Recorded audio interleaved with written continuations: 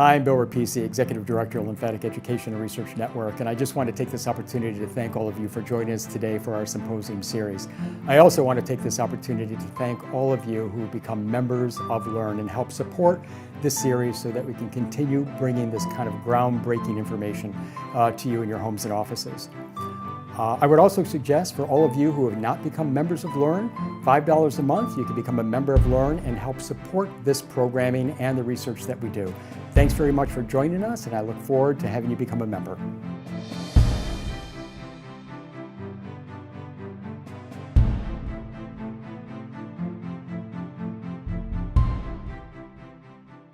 Hello, everyone. Thank you for coming to this webinar. My name is Denise Adams, and I am one of the co-directors at Boston Children's Hospital and part of their Vascular Anomaly Center.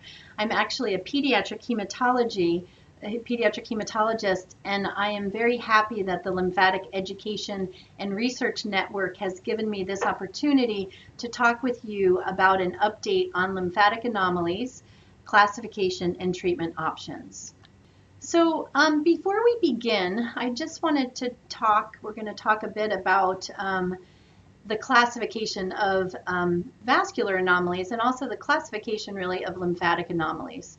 And one has to remember that lymphatic anomalies are what I call an umbrella term, meaning that there are many lymphatic entities that are under this umbrella.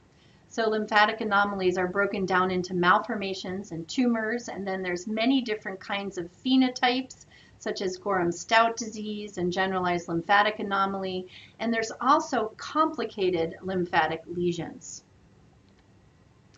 So I was taught by a very wise man, Dr. John Mulliken, who's a plastic surgeon here at Boston Children's Hospital almost 20 years ago, that the beginning of wisdom is calling things by their right name. And this is really important because as we have new diagnoses and as we're going to be studying these different diseases, we really need to make sure that we're talking about the same disease so we know how to treat that disease. So in 1996, there was a classification that John Mulliken actually helped organize, and it was a very basic classification. This was before 1996, and it was that vascular anomalies in general are broken down into tumors and malformations. And tumors are things that grow, and malformations are congenital problems that you're born with that people felt basically stayed the same or slightly worsened with age. And then in 1996, there is a group called ISSVA, which is the International Society for the Study of Vascular Anomalies, and they reclassified these vascular anomalies into tumors, and they added more tumors that you see. So for example, the hemangioendothelioma was added and broken down into malformations that were either simple, related to the flow of the vessel, or complex. And then I was fortunate in 2014 to be part of the scientific committee at ISSVA, and we spent over a year reclassifying this classification system. So we added new diagnoses. We actually linked diagnoses with different genetic mutations, which was very important to us. And so this classification system, which was initially 1 or 2 pages, now is a classification system that is about 10 pages. And everyone has access to this if they go to the ISSVA website. Even if you Google ISSVA classification, you can come up with the website and you can click on classification and it gives you the whole classification. This was also published in the journal Pediatrics. So when you think about lymphatic anomalies can be classified just as the even broader term vascular anomalies. So lymphatic anomalies can be classified as lymphatic tumors, and they can be classified as lymphatic malformations. And so what I'm going to do is I'm going to use in the background the classification system of ISSVA, and we're going to talk about some of these entities that are in this classification. So the first section that we're going to concentrate on is lymphatic tumors. So lymphatic tumors are either made up of a tumor called KHE, which is a Kaposiform Lymphangiomatosis, or a tufted angioma. These tumors are usually present at birth, and they can also occur postnatally. They affect sexes equally. They're usually in one area, such as the trunk, the shoulder, or the retroperitoneum. And as you see from this picture, they look different than what we call hemangiomas. So they look more violaceous and red and purple, and if you actually were to touch that lesion, it would be indurated and warm. And these are tumors that are associated with a coagulopathy that I'll talk about in a minute called Kasabach-Merritt Phenomenon.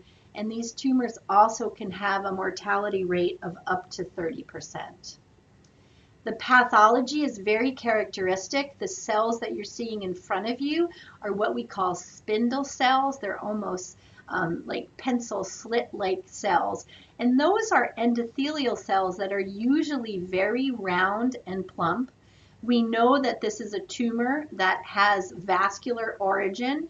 And so those different markers, and so where we see CD31, CD34, those are all markers that tell us that it is a vascular tumor.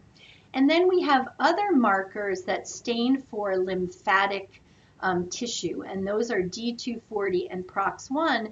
And so in this tumor, those are positive. So this actually winds up being a tumor that is of lymphatic origin. I talked a little bit about what Kasabach-Merritt Phenomenon meant. So in 1940, these patients were actually called hemangiomas. And there were two doctors, one a radiologist and one a pediatrician, Kasabach and Merritt, that classified hemangiomas that were enlarging and had very, very low platelets and were consuming proteins that helped you stop bleed as something called Kasabach-Merritt Phenomenon. We then learned that these really were not hemangiomas, but these were very specific tumors of lymphatic origin, and this helped us tremendously because now we knew that they were not hemangiomas, they were not benign lesions, and we needed to know how to treat them. The second type of tumor that's of lymphatic origin is truly a much more malignant tumor. And this does happen in patients. This happens in children rarely. It also rarely happens in adults. But this is a tumor called a Lymphangiosarcoma. And unfortunately, there is a small amount of patients that actually have lymphatic malformations that can progress to have lymphangiosarcomas. So it's really important for us as clinicians to know that if we have something, if we have a lesion that's not acting right, that perhaps is growing very quickly or is causing a lot of pain, that we need to investigate this because it could be one of these other more malignant tumors. So now we're going to shift and we're going to talk a bit about what people are more comfortable with and have more experience with, and that's the malformation, lymphatic malformations. And you see from this picture that they are separated into the more simple malformations and the more complex malformations. And the complex malformations don't mean that the others are not complex. The complex malformations are more combined lesions when you have another vascular entity that's combined with a lymphatic malformation. So let's talk first about the common cystic malformations. So these are much more common lymphatic malformations. And these, in the olden days, an infant was born with a soft lesion in the neck area, and these used to be called cystic hygromas. They're usually localized in one area, very common in the head and neck, and depending on where the issue is, depends on what complications there are. You can imagine that if it's just around the neck, that sometimes a child's going to have difficulty moving their neck even as an infant and get what we call torticollis, which is really a stiff neck. Or if that lesion is deeper, the lesion could be around their airway and it could cause more significant problems. Sometimes these lesions, you can bleed into these big cysts, or sometimes they can get infected. So those are the problems that patients have with these lesions. And if you look at this under the microscope, you see big cysts, and that's what's typically called a macrocystic malformation. Microcystic malformations are much smaller cysts, and microcystic malformations are harder to get a needle into them. They're harder to treat with something called sclerotherapy versus the macrocystic malformations. So let's talk now about some of the other the newer entities that make up lymphatic malformations. So the first one we're going to talk about is something called generalized lymphatic anomaly. And a generalized lymphatic anomaly sort of means what it states. Generalized means that it's not necessarily in one place.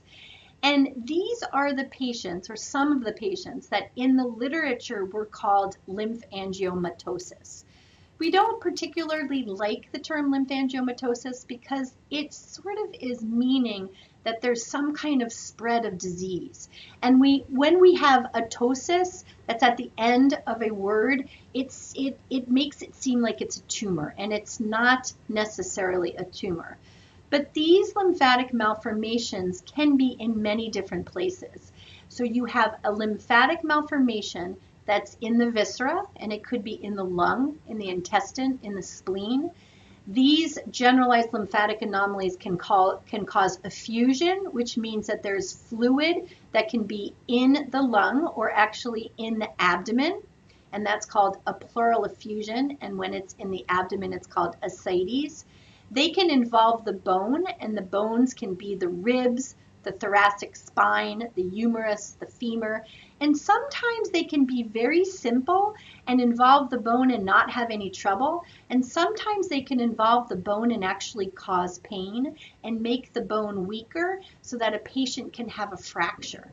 And sometimes the area can progress to the point where you still see the cortex, which is the lining around the bone, but everything else in the bone really has been taken over by this lymphatic malformation, making it very significant. So for example, you can imagine that if someone has a lesion in the thoracic spine and it's getting worse, that is a significant area, because if that spine becomes unstable, that you're at a setup for fracture of that area, for paralysis, and even for risk of infection. Sometimes patients don't know they have these generalized lymphatic anomalies, and they can present with fluid in the lung, meaning that they have shortness of breath, or it's incidentally found when they have another surgical procedure, or if they have a fracture and they have an X-ray that's done. This is a picture of a patient who actually presented to the emergency room when she was 16 years old, because all of a sudden she had the onset of shortness of breath. And you can see in the radiology picture on the left, and that's just an X-ray, all that light area, you don't see the dark area, which that's what a normal chest X-ray looks like. That's fluid that's in her lung. And if you see the linear, kind of like a road or a pipe on the left side when you're looking at the picture, that's actually her trachea, which should be right above her vertebrae, and that shifted over because of the fluid that's in her lung. The other thing that the arrow points out is that this patient also had bony disease. If you look at the image on the right, that's actually an MRI evaluation. So all that white area in her lung is fluid, and all the very white, bright dots in the bone of her vertebrae is actually lymphatic malformation that is in that area. So you see that she has that in her ribs, in her vertebral area, in her thoracic, around her thoracic spine. She also, if you go down into her pelvis, which is the lower part of that MRI, you see that she has bony disease in those areas as well. Now we're going to talk about another type of lymphatic malformation that can also involve the bone, and this is something called Gorham-Stout disease.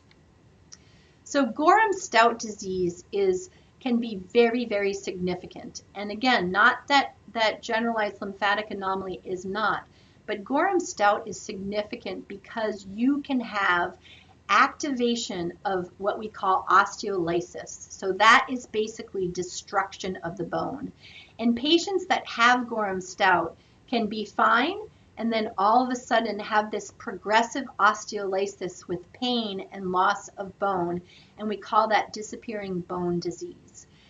I explain this to some patients and also to medical students that I teach, that my very first patient that I had with Gorham-Stout lost all the bones of her left upper arm. And so her left upper arm was very limp. She couldn't use it. It was just down on her side. It was almost like that Harry Potter movie where a spell is placed on him and he loses all of his bones. So this can be extremely significant. Sometimes people don't know that they have Gorham-Stout and it presents after trauma or incidentally. This actually favors the central, the axillary skeletal, the cervical spine, the jaw area, also involves the ribs. And Gorham-Stout can also, just like generalized lymphatic anomaly, have soft tissue involvement of the viscera like the spleen. And there's no cortex that's involved in this bone. So versus the generalized lymphatic anomaly that has that area around the outside of the bone, this is complete destruction of the bone where the cortex is lost. So you see from this picture, and I don't really have a pointer because I was told that the pointer on the computer doesn't work as well. But if you see the picture that is to the left at the top, you see that there is a fracture in the clavicle. So dead smack in the middle of that clavicle, you see a black area, and that's a fracture. That needed to be put together by a device, by sort of, you see the screws and this plate that was put in place on 10/21/2011. And then all of a sudden on 4/17 of 2012, you do not see bone there anymore. So that plate that was put in place has no bone because the bone destruction has occurred from this lymphatic process. So on 10/12, there is no clavicle to be seen. And you can imagine how significant that is to this patient, but also if this occurred in another area, perhaps say the jaw, which is the mandible or the maxilla, and also the cervical spine, that people can have significant symptoms from that, and unfortunately that can lead to death as well. So now we're going to talk about channel type lymphatic malformations. And this is a field that's really moving forward. And there actually are several different phenotypes that are part of this classification. So when we think about these, we think about problems, and I'm just going to say with the plumbing. So your lymphatic takes all of your lymphatic system is like your veins. Every place in your body that you have a vein, you have a lymphatic vessel.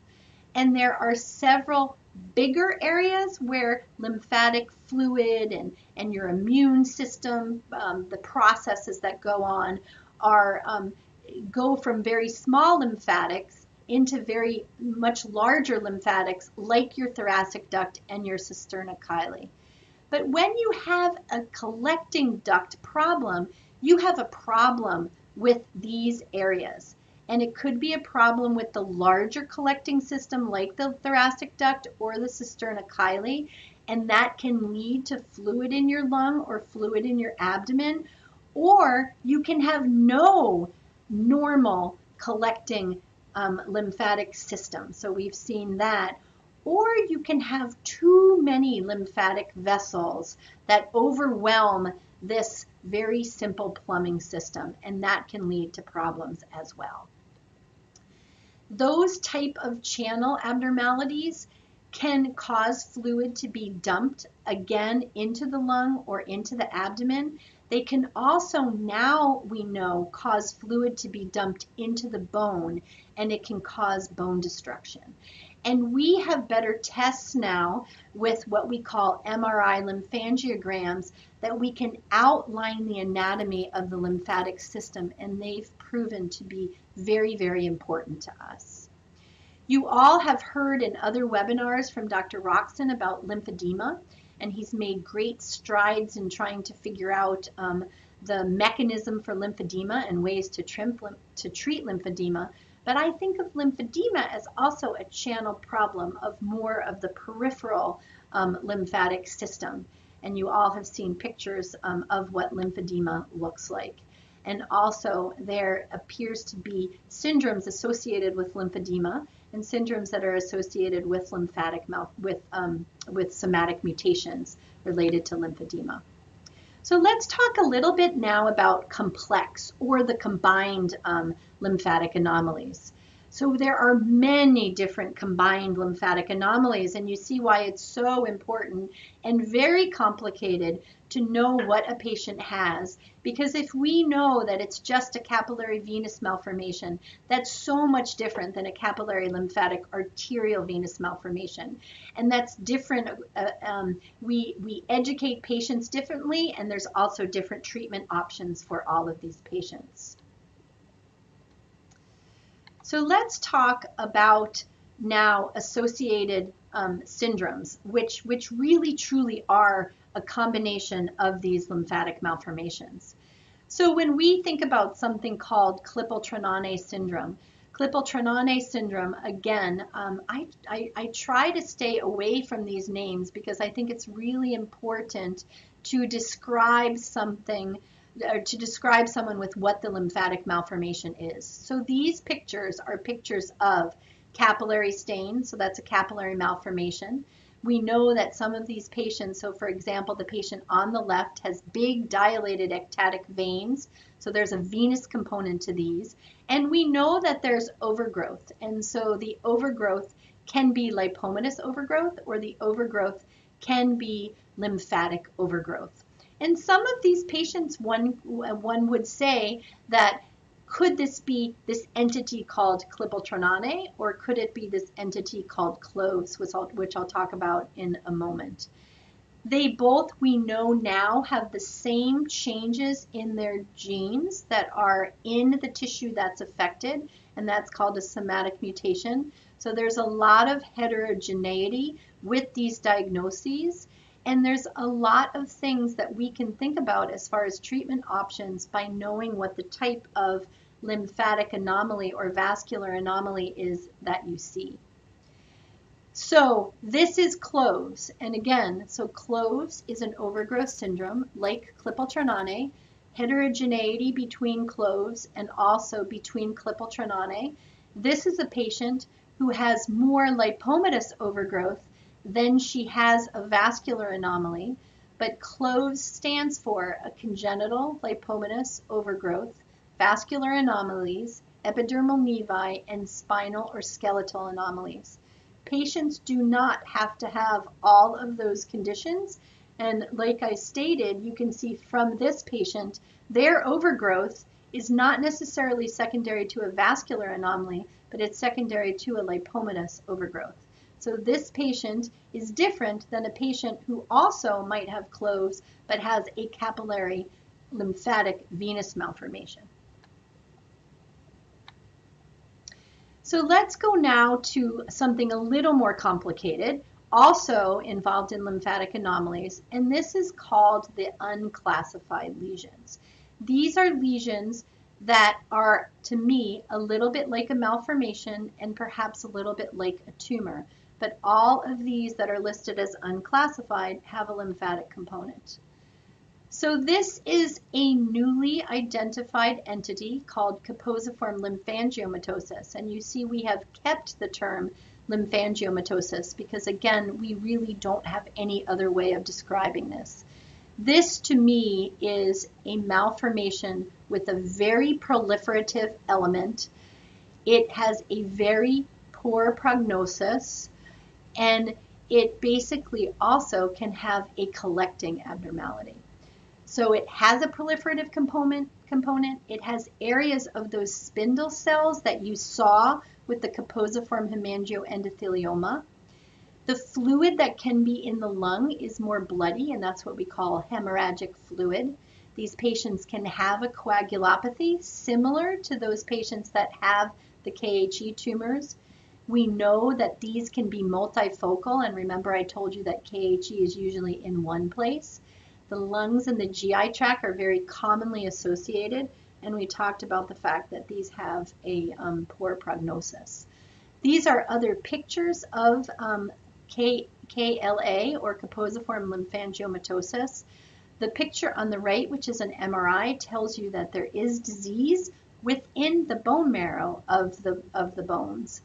The other pictures tell you that you can have a mass-like lymphatic tissue and fluid, so there can be collecting duct abnormalities.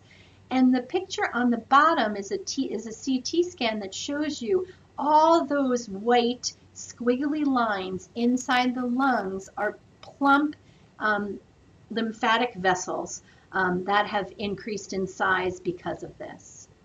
If you look inside, you will see that there are a lot of very plump, prominent lymphatic vessels that are blood-filled, and that's why you see that they're very bright red and pink. And this lesion, when you look at it under the microscope, is a little bit different than that tumor that I called, that's called Kaposiform Lymphangiomatosis, because these spindle cells that are positive for those lymphatic markers, like the PROX1, are only in focal areas of this. They're not everywhere. So sometimes you can miss these spindle cells if you haven't biopsied in the right place. And you also have to be careful with doing a biopsy of this, because sometimes if you do a biopsy, it can aggravate the lesion and make the patient more prone to coagulopathy and bleeding. The next diagnosis that sort of fits into a lymphatic malformation versus a tumor is something called multifocal lymphangiosarcoma with thrombocytopenia. Two centers actually came up, described these lesions and this entity, and one calls it MLT and the other calls it CAT. But patients are born with these lesions that you can see on the skin. Sometimes they can be very, very faint, so a clinician can miss them. But the key when they're born is that patients can have thrombocytopenia. That's a low platelet count, not as significant as a patient that has the KHE tumor, but a normal platelet count is about 150,000, and these patients can have platelet counts of about 50,000. And they present in the infant period, and some of these patients can have pulmonary hemorrhage and also GI hemorrhage. And as the patient gets older, that decrease in the platelet count or the thrombocytopenia improves, but sometimes patients still have these lesions that can be painful. These lesions can also be in the viscera, so they can be within the lung, they can be within the liver, within the GI tract. The other type of sort of indeterminate vascular lesion that has a lymphatic component is PTEN hamartomas. So PTEN hamartomas are soft tissue masses that patients that have a problem with a gene called PTEN, which is a tumor suppressor gene, can get. And they can have overgrowth in their connective tissue that's made up of adipose, and they can have lymphoid or lymphatic type cells that form aggregates. And these lesions can be very painful. And these lesions actually need to be followed very closely by a physician that knows about what a PTEN hamartoma is. And patients with these diagnoses can also have more typical vascular anomalies. So how do we treat these patients? And in the literature, you'll see that there really has been no standard of care. And you can see that all of these diagnoses truly vary a lot. And people need to be doing this every day to understand how do they present clinically? What do they look like on MRI? Why is one different than the other? And I think knowing that has really helped us think about treatments. Because in the past, the treatment for these lesions was anything that we used for a hemangioma, which is not a malformation, it's more of a benign tumor that young children get, was used to treat these vascular malformations. And I can tell you that we have gained so much insight and have moved forward in the treatment of these lesions. So I'm going to talk now about what are the insights that we've gained for the treatment of vascular anomalies. And I know these pictures are somewhat hard to look at, but I think that's the only way for you to really know the significance of these lesions that we're taking care of. So this is a patient, and it truly shows you how one patient can change your thinking about things and can really truly make a difference. I think every patient makes a difference, but this one in particular is very, very significant. So this was a patient that came to see me with a diagnosis of a Kaposiform Lymphangiomatosis. So this was a patient that had one of those tumors.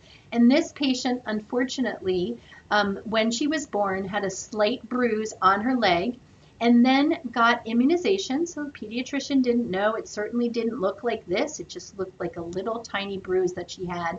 And within 48 hours, her leg became very dark and indurated, very significant coagulopathy, that Kasabach-Merritt that we were talking about before. And when I and our team saw this patient, and this was many years ago in 2007, we had standards of treatment. So we had gotten together and said, you know, if this type of patient comes in, this is how we're going to treat them. And if that doesn't work, we're going to go to the next regimen. And if that doesn't work, we're going to retalk. So we started this patient on what we thought was standard treatment, which was something called vincristine and steroids. And then after 2 months, that didn't work, and we started another medicine. And after 2 months, that didn't work, and we started another medicine. And I was getting to the point where I was very nervous about her condition because her leg was getting very large, and every single vessel in her body was getting large, that she was actually going into heart failure. And I needed to come up with a new regimen for her, but I needed some basis to what medicine I was going to use. And so I had been very interested in a pathway. So a pathway is made up of genes and proteins, and we have a lot of pathways in our body that regulate different things. So this pathway was called the PIK3CA pathway. So you see that on the right, and that's the little blue circle at the top. And that was responsible for many other different steps in the pathway. And the bottom of the pathway was, if everything works fine, you normally develop blood vessels. But if things don't work fine, then growth is abnormal, and also blood vessels can be abnormal. So you see, I just talked about PTEN, so the PTEN hamartomas. And that is a problem with that gene. So if there's a problem with that gene, this pathway doesn't work so well. And I also knew that there were other entities that had problems in this pathway that developed very vascular tumors. And I knew that there was a medicine that could block this pathway. So if it was abnormal, you could give a medicine that, very simply, it's much more complicated than this, but could block that pathway at the green circle called mTOR. So when this patient was just getting sicker and sicker, we had what we call a tumor board, and we talked about her. And we talked about other agents that we could use, that perhaps we could use as an outpatient, because I did not think that her prognosis was very good. And we talked about one of the medicines being something called Sirolimus. So Sirolimus is a medicine that blocks the bottom part of that pathway. It blocks mTOR. And we got together as a team. It's an oral medicine. We were very fortunate that Sirolimus has been used for kidney transplants, but it has also been used for other types of pediatric vascular type tumors. And so we really knew what the side effects were. We didn't necessarily know if there would be different side effects for patients with vascular anomalies, but this patient needed this medicine for what we call compassionate use, because I don't think she would have survived without it. And I wasn't sure it was going to work, but I at least knew that it was an oral medicine that I could give her as an outpatient, and I knew what the side effects were. So she started that medicine, and after 2 weeks, her platelet count, which was almost zero, became 50,000. And then at 4 weeks, her platelet count was normal. And then at 21 months, we started seeing a decrease in the size of her leg. And then you see what she looks like presently. And she is now a active middle school young lady who is a cheerleader. She intermittently has had to go back on sirolimus because of pain that she has in her leg, but she has never had the coagulopathy come back. We then had another series of patients that were in that life-threatening category that we actually treated with sirolimus. And Adrian Hamill, who is part of our group, wrote this up. And then we basically started to write up an official protocol using sirolimus. And we were very lucky to get this funded by the FDA. So I was in Cincinnati at the time. We started the protocol. And then for the last year of the protocol, we asked Boston Children's Hospital to be part of it as well.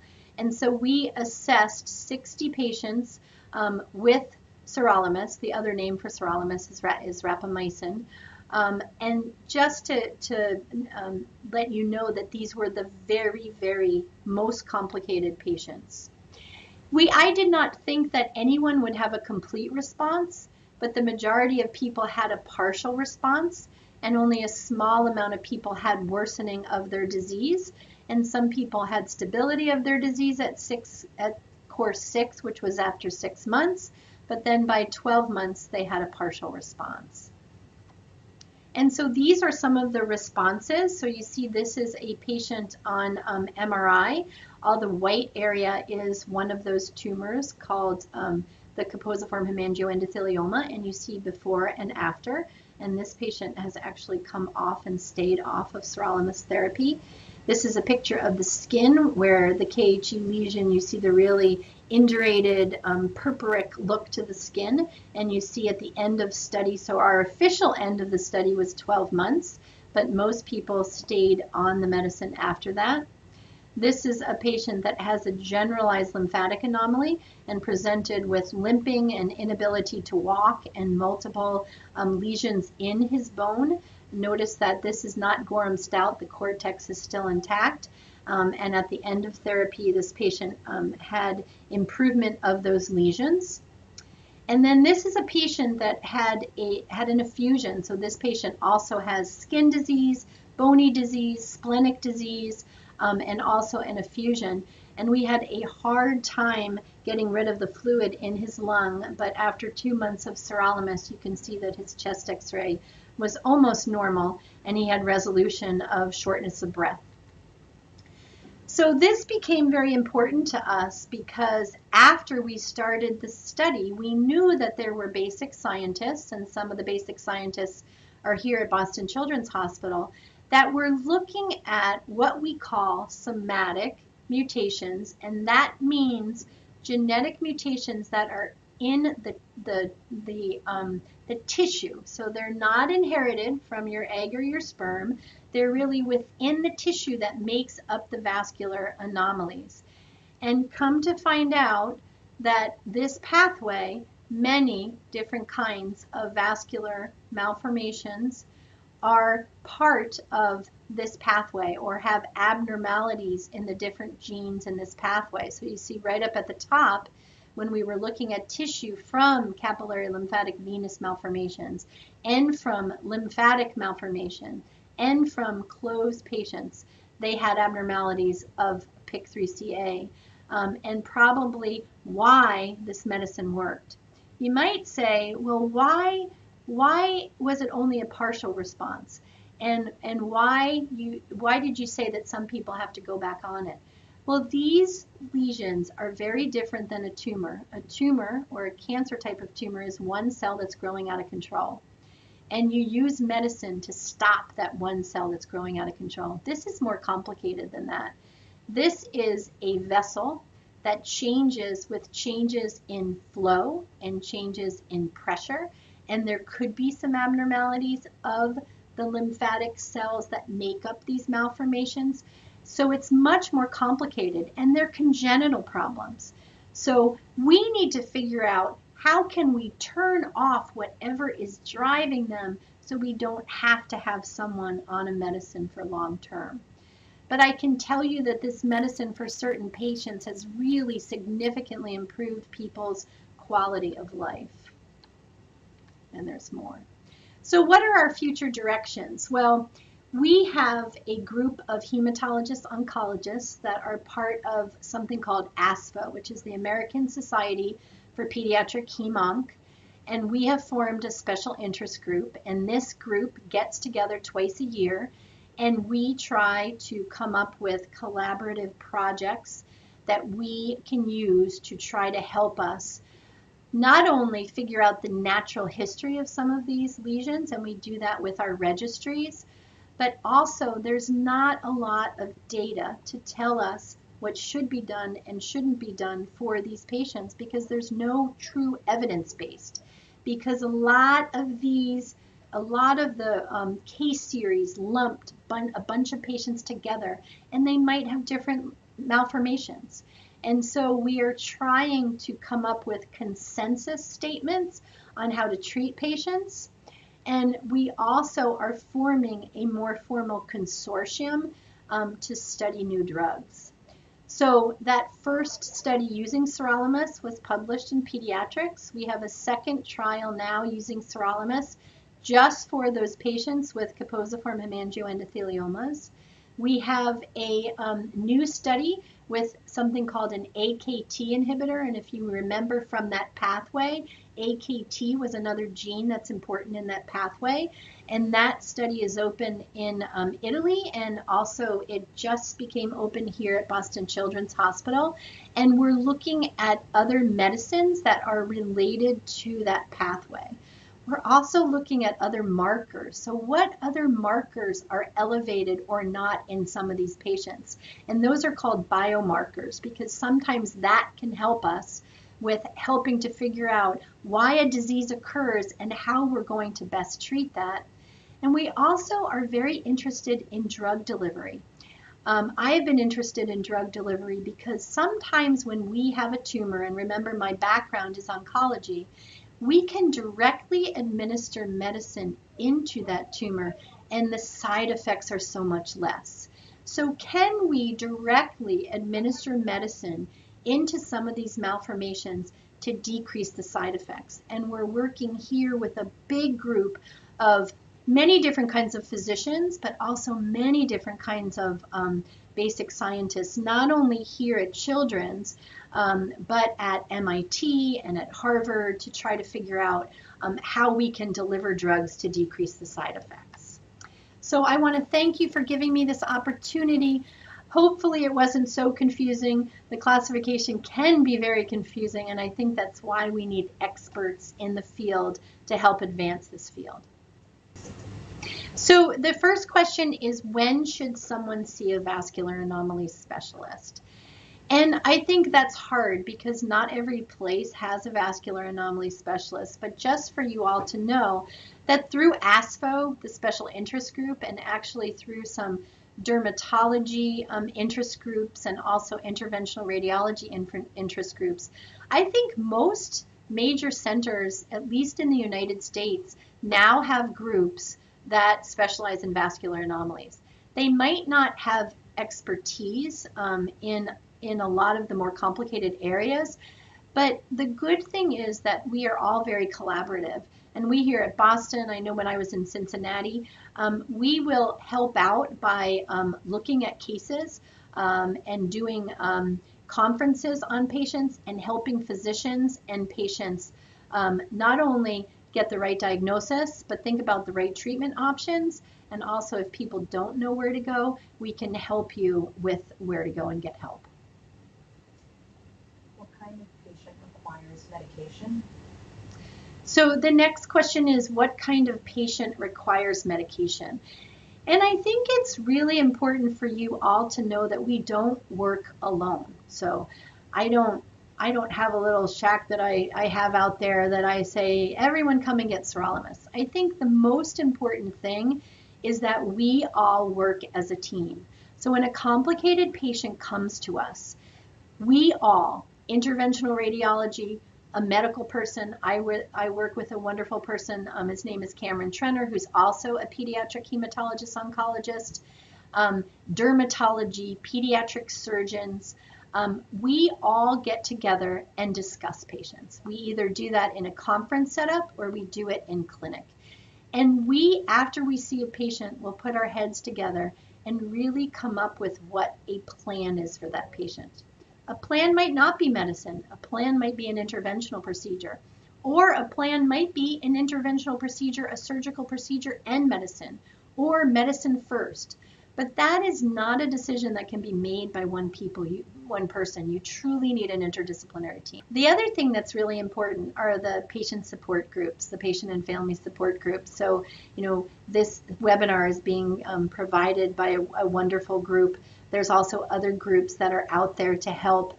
And I think just as we as physicians and clinicians work together, they also work together.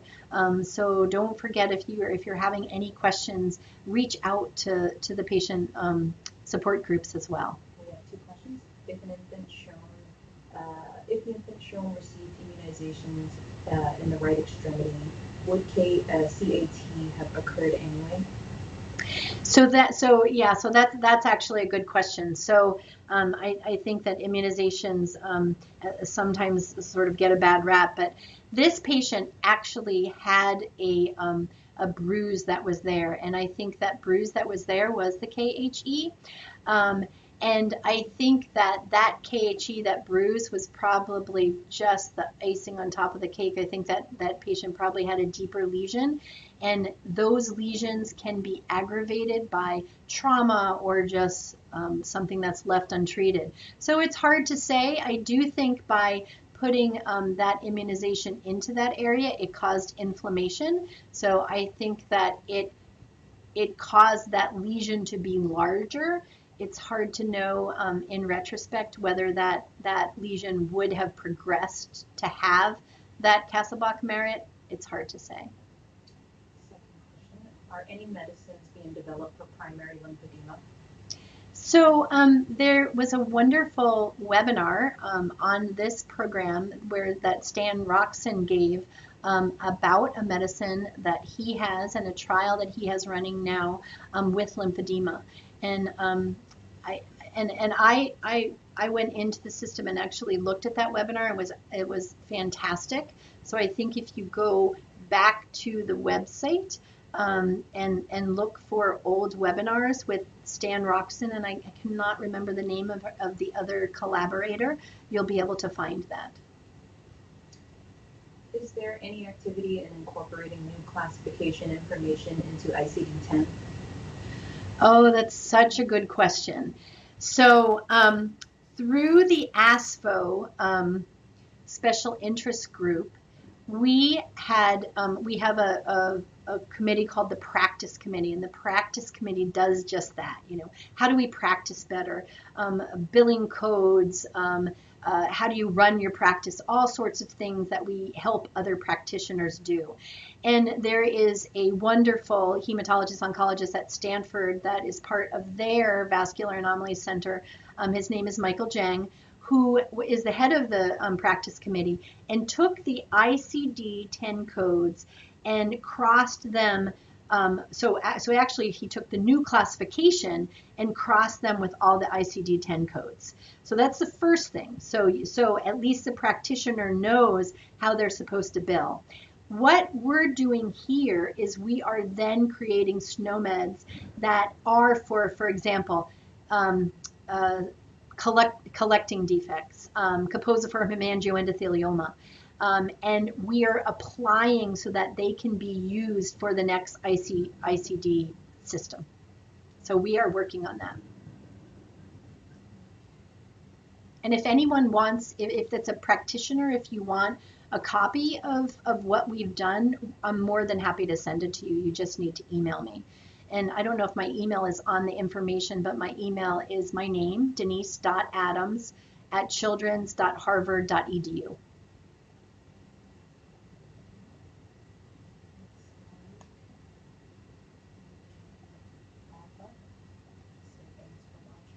Okay, well, thank you very much. Thanks for watching the webinar, and I look forward to any additional questions that you may have.